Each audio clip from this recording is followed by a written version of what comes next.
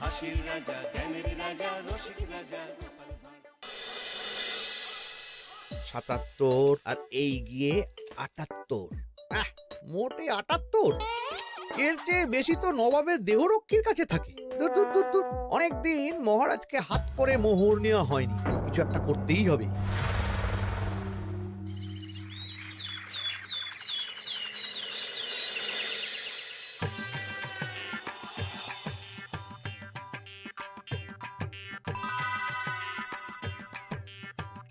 কই গো, কিছু কি ঠিক করলে?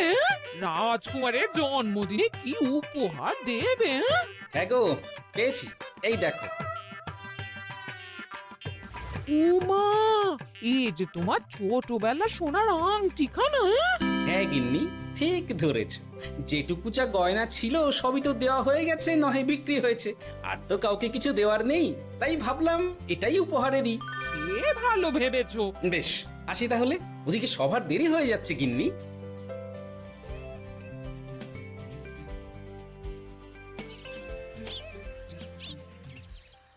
আচ্ছা শোনো, একটা কথা বলতে ভুলে গেছিলাম, আজ একটু তাড়াতাড়ি বাড়ি এসো।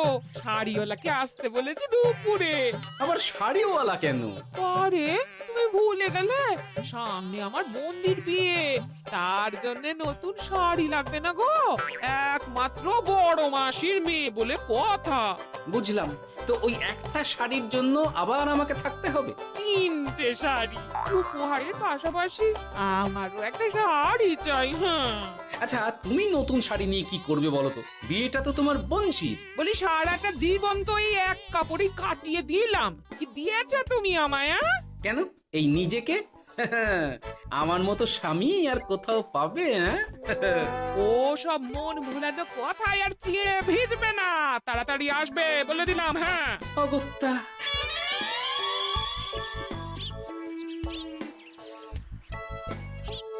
দূর, গিন্নিরও যত কথা সব বেরোনোর সময়, আবার তাড়াতাড়ি ফিরেও আসতে হবে শাড়ির জন্য। দেখি মহারাজকে বলি অগ্রিম বেতনের জন্য, না হলে তো শাড়ি কেনা যাবে না।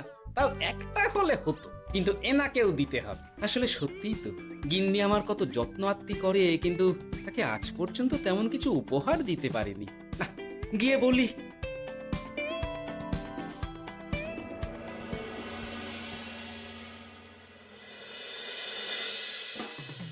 রাজকুমারের জন্মদিন উপলক্ষে যে আপনারা এত উপহার এনেছেন তার জন্য অনেক ধন্যবাদ। আপনাদের সকলের আশীর্বাদ ও ভালোবাসা আমি রাজকুমারের কাছে পৌঁছে দেব। এ আর এমন কি মহারাজ, জানেনই তো রাজকুমার আমাদের সকলের কাছে কত প্রিয়। ঠিক ঠিক। কিন্তু আমি অবাক হচ্ছি, আপনার প্রিয় গোপাল ভুলে গেছে দেখে এখনো পর্যন্ত তার কোনো পাত্তাই নেই। হ্যাঁ তাই তো, গোপাল আসেনি কেন? এসে গেছি মহারাজ।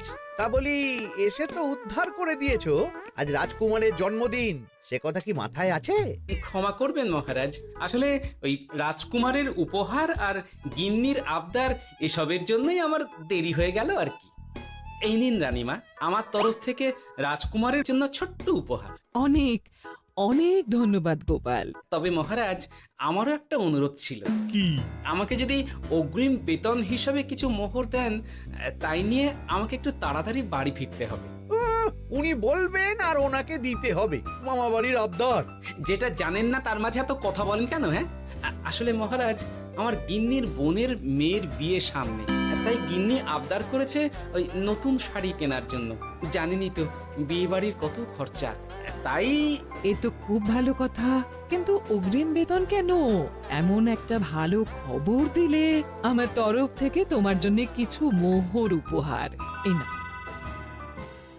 ধন্য মা আপনি, আপনার মতো মা থাকতে সত্যি ছেলের কোনো চিন্তা থাকে না রানীমা। ইস, বেটা আবার সুযোগ বুঝে মোহর পেল, কেন যে আমার এমন হয় না। এবার তাহলে আসি মহারাজ, গিন্নি ওদিকে অপেক্ষা করছে।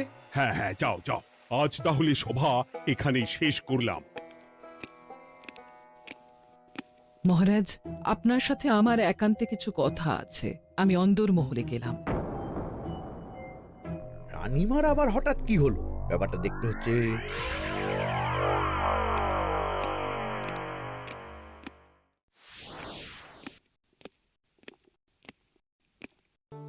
আজ আমি বুঝতে পারছি আপনি আমাকে একদম ভালোবাসেন না মহারাজ।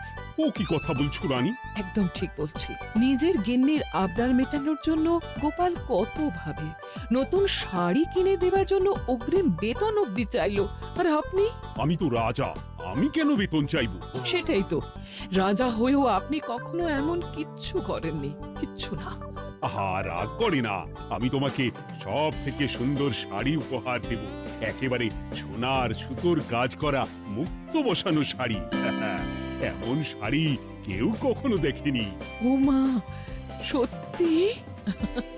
আচ্ছা, এই ব্যাপার। গোপালের কথা শুনে এবার মহারাজ ও রানীমাকে উপহার দেবে? ধুর, আমারই ভাগ্যটা খারাপ।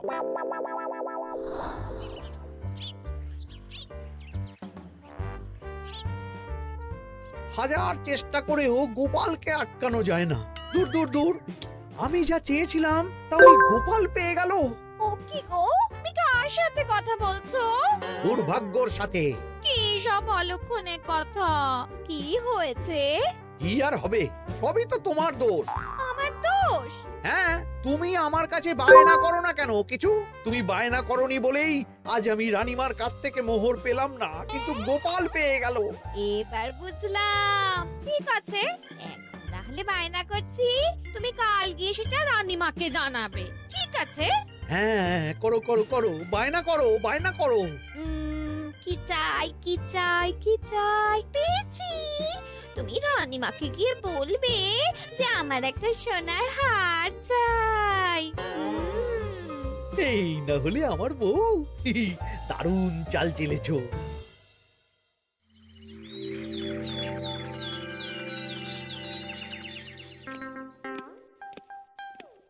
কি গো মন্ত্রী, আজ যে তুমি দেরি করলে বড়।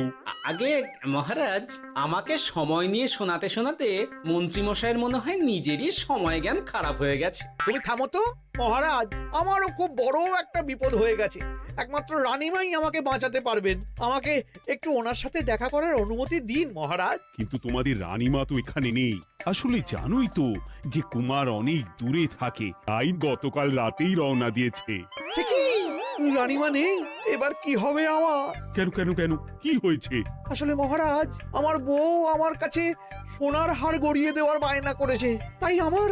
বুঝেছি বুঝেছি, চুপ করো তুমি। এখন তোমাকে মোহর দিতে পারবো না। কেন মহারাজ? পরের মাসে দিতে পারবো। আসলে তোমাদের রানীমাকে সোনার সুতো দিয়ে কাজ করা এক শাড়ি উপহার করেছি সদ্য, যার জন্য অনেক খরচ হয়ে গেছে। তাহলে আমার সোনার হার পরের মাসে গড়িয়ে দিও। এটা তো ঠিক না। গোপাল আপনার প্রিয় বলে যখন যা চায় তখনই সাথে সাথেই পেয়ে যায়, আর আমার বেলায় এমন। এমন কোনো ব্যাপার নয় মন্ত্রী। মহারাজ, আপনি বরং আমাকে দেওয়া মোহরগুলো আমার অগ্রিম বেতন হিসেবে ধরুন, না হলে মন্ত্রীমশাই এমন অভিযোগ বারবার করবেন। আহা গোপাল, তোমাকে তো স্বয়ং রানীমা উপহার দিয়েছেন, এসব কিছু করতে হবে না। যেমন আছে তেমনই থাক। ঠিক আছে, আমিও দেখে নেব পরে। কি দেখে নেবে মন্ত্রী? না না, ও কিছু না মহারাজ, পরেই দেখে হার গড়ানোর কথা বলছি। না, মন্ত্রীর হাবভাব মোটেই ঠিক ভালো লাগছে না। বেটা মনে মনে নিশ্চয়ই কোনো ফন্দি আটছে আমার বিরুদ্ধে। কিছু একটা করতেই হবে। গোপালের ওই মোহর উপহার পাওয়াটা আমি কিছুতেই মেনে নিতে পারছি না। একটু মাথা খাটাই, একটু মাথা খাটাই। উপায় পেয়েছি। আমাকে এখনই নবাবের কাছে গিয়ে মহারাজের নামে বলতে হবে।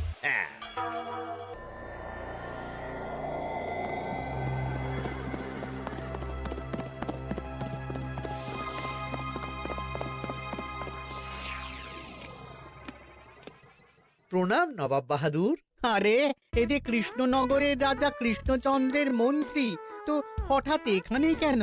আমি নবাব বাহাদুরকে আন্তরিক ধন্যবাদ জানাতে এসেছি। কিসের জন্য?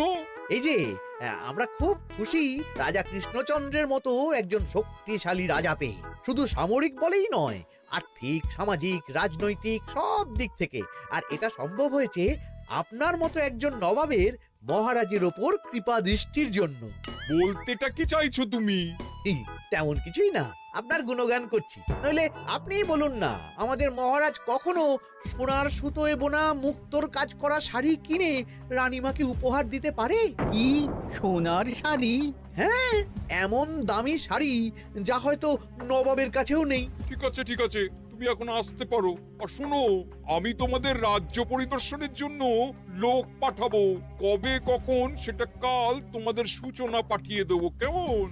তো ঠিক জায়গাতেই আগুনটা ধরিয়েছি মনে হচ্ছে। বেশ, ব্যাপারটা আমার মোটেই ঠিক লাগছে না উজির। কৃষ্ণচন্দ্রর মতো এক সামান্য রাজা এত দামি শাড়ি কিনলো কি করে? কালো বাজারি করছে না তো? আমিও একই কথা ভাবছিলাম হুজুর। এক কাজ করো, কালকে কৃষ্ণনগরে খবর পাঠাও। 2 দিন পর রাজকার্য পরিদর্শনের জন্য তুমি সেখানে যাবে। সব খতিয়ে দেখবে, আর কিছু বেগতিক বা গরমিল দেখলে সেটা বাজেয়াপ্ত করে নেবে, কেমন? আজ্ঞে হুজুর।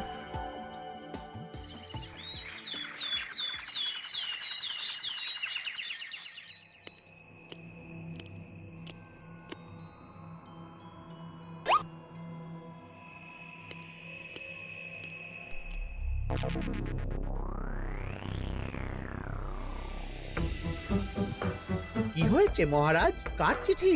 নবাবের রাজকার্য পরিদর্শনের জন্য লোক পাঠাবে 2 দিন পর। এতে চিন্তার কি আছে মহারাজ? চিন্তার বিষয় আছে। নবাব আমার রাজকোষের হিসাবও মিলিয়ে দেখতে চায়। কোনো একটা ভাবে নবাবের কানে আমার সোনার শাড়ি কেনার কথাটা চলে গেছে, তাই সন্দেহ করছে। সে কি কাণ্ড!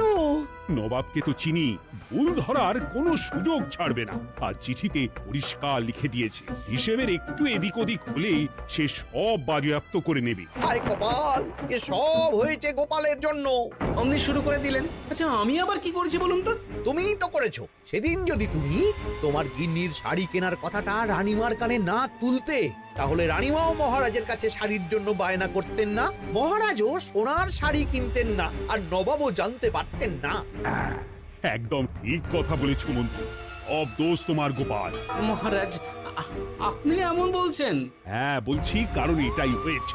দুশ্চিন্তায় এখন মাথা খারাপ হয়ে যাচ্ছে আমার। আমি জানি না তোমার জন্য আজ অব্দি এমন বিপদে কবে পড়েছি। এবার তোমাকেই এখান থেকে বেরোনোর উপায় বের করতে হবে।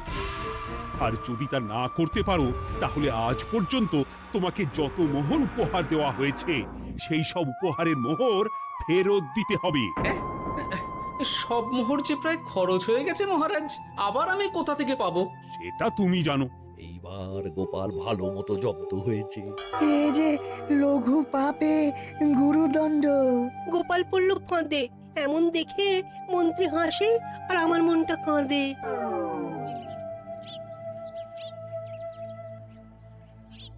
এখানে বসে কি করছো গো গিন্নি? এসে পড়েছো? ও মা, তোমার মুখটা এমন শুকনো দেখাচ্ছে কেন? আর বলো না, এই হিসেবের ঠেলায় সবকিছু বেহিসাবি হয়ে যাচ্ছে একেবারে। আচ্ছা, তুমি কি করছিলে ওই রসিদগুলো নিয়ে? দেখে হিসেব করছিলাম এই মাসে অনেক খরচ হয়েছে কিনা, সেই বুঝে পরের দিনগুলো চালাতে হবে গো। কি বলে? রসিদ দেখে হিসেব কষা? রি, এটা তোমার মাথাতেই আসেনি। ধন্যবাদ গিন্নি, আরো একবার তোমার জন্য এই যাত্রায় আমি বেঁচে যাব মনে হচ্ছে। বেঁচে যাবে কেন? কি হয়েছে? আচ্ছা, আমাকে আবার একটু রাজপ্রাসাদে যেতে হবে। আমি এলাম গিন্নি। কি যে বলে লোকটা, কিছুই বুঝতে পারি না।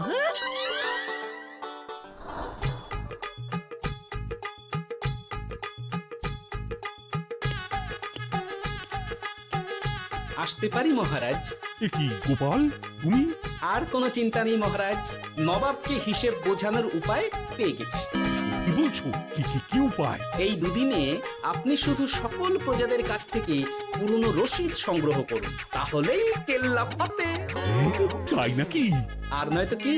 তবে এ ব্যাপারে মন্ত্রী মশাইকে কিন্তু কিচ্ছু জানতে দেওয়া যাবে না। শুধু আমি যা বলছি তাই করুন মহারাজ। সে তো বুঝলাম, কিন্তু প্রজাদের থেকে পুরনো রসিদ সংগ্রহের কথা ঘোষণা করলেই মন্ত্রী এমনি জানতে পেরে যাবে। চিন্তা করবেন না মহারাজ, আমার কাছে এটারও উপায় আছে। আপনি শুধু খেয়াল রাখবেন যাতে এই কথা 5 কান না হয়। বাকিটা ভরসা রাখুন, কৃষ্ণনগরের একটা ঘাসও নবাব বাজেয়াপ্ত করতে পারবে না।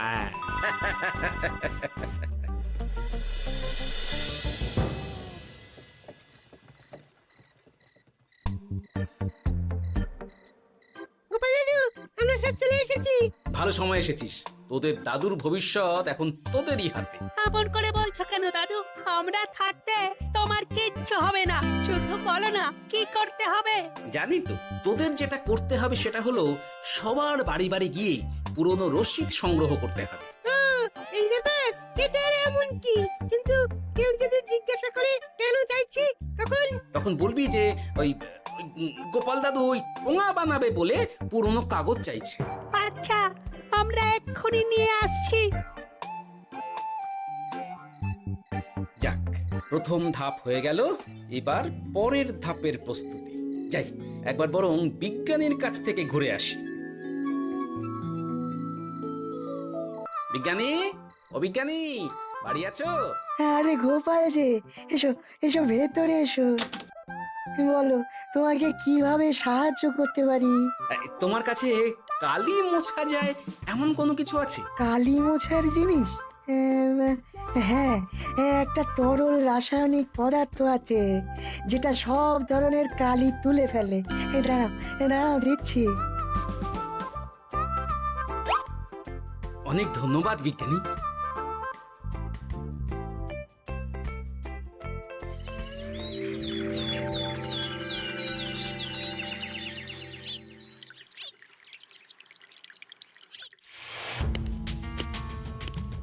আসুন আসুন, আপনার জন্যই তো অপেক্ষা করছিলাম। তাই নাকি? এতটা পথ উনি এসেছেন, আগে ওনার জন্য শরবত ও মিষ্টির ব্যবস্থা করি। এই যে মহারাজ, আমি জল মিষ্টির ব্যবস্থা করে এনেছি, এটাও সাথে নিন। এটা কি? কেন, হিসেব ভোলা ময়রা পাঠিয়েছে এই মিষ্টি ও শরবতের দাম। এর মধ্যে এই কাজের সাথে যুক্ত ভোলা ময়রা আর তার পরিচারকের পারিশ্রমিকও যুক্ত আছে। হ্যাঁ, আসলে আমাদের মহারাজ তো প্রতিদিনের খরচ খুব হিসেব করে চলেন, তাই। ও, আমি একটু বসবো? নিশ্চয়ই, ওই তো ওদিকে বসার জায়গা। আপনি কি হাওয়া খাবেন উজির সাহেব? তাহলে রশিদে ওটাও যুক্ত করব। মশকরা হচ্ছে? আহা, রেগে যাচ্ছেন কেন? আপনার সাথে মশকরা করার মতো স্পর্ধা আমার নেই উজির সাহেব। আসলে মাসের শেষ তো, তাই একটু বেশি হিসেবে চলতে হচ্ছে আর কি।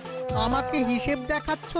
আর রাজা কৃষ্ণচন্দ্র যে সোনার সুতোয় বোনা শাড়ি কিনতে পারলো, সেটার হিসেব কোথায়? একটা সামান্য রাজা এত অর্থ পায় কোথা থেকে? এ আবার কেমন কথা? মহারাজ যা কিনেছেন সেটা তো তার জমানো অর্থ দিয়েই কেনা। আমি বিপথে কোনো কাজ করি না। সেটা তো রাজকোষের হিসেব দেখলেই বোঝা যাবে। শুনে রাখো গোপাল, একটুও যদি হিসেব এদিক ওদিক দেখি না, তাহলে সব বাজেয়াপ্ত করে দেব। কোনো চালাকি নয়, কোনো চালাকি নয়। বেশ, তবে করুন হিসেব।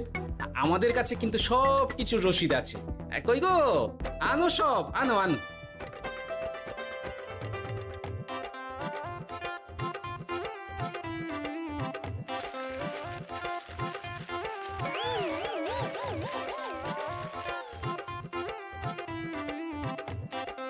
হ্যাঁ, এত রসিদ? আপনি বরং নিশ্চিন্তে হিসেব কষে নিন, আমরা আসি।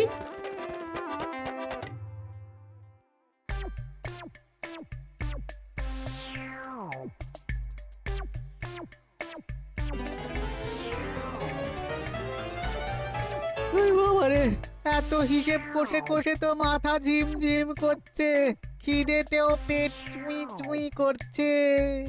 আপনার হিসেব কত দূর উজির সাহেব? আমাকে এখান থেকে নিয়ে চলো গোপাল, আমি আর পারছি না। ও কি, অঙ্ক কষে কষে তো আপনার সব শক্তি শেষ হয়ে গেছে দেখছি। আচ্ছা চলুন চলুন চলুন, কিছু মুখে দিয়ে দিন, তাহলেই শক্তি আসবে। তাই চলো।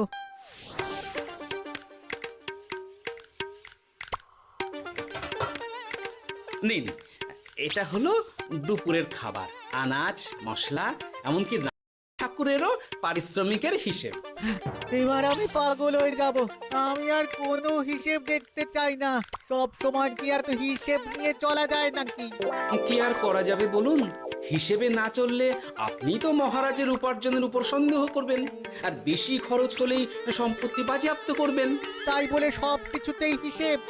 কোনো একদিকে বেশি খরচ হলে বাকি দিকগুলো এভাবেই কম করে চলতে হয়। কি ঠিক বলিনি? আমি আমার ভুল বুঝতে পেরেছি গোপাল, এবার আমাকে রেহাই দাও। আসলে তোমাদের মন্ত্রী নবাবের কাছে গিয়ে তোমাদের রাজা নামে উস্কেছে। কি মন্ত্রী? এই রে খেয়েছে, আর পালাতে হবে দেখছি।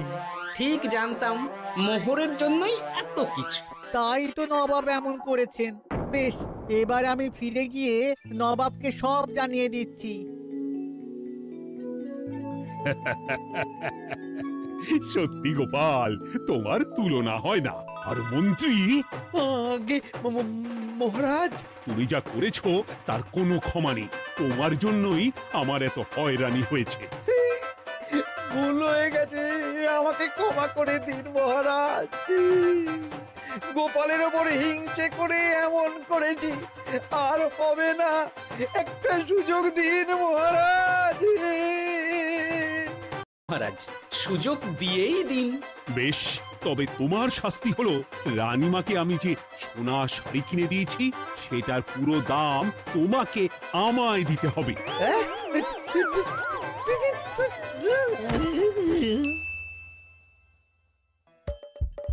হাসির রাজা জ্ঞানের রাজা রসিক রাজা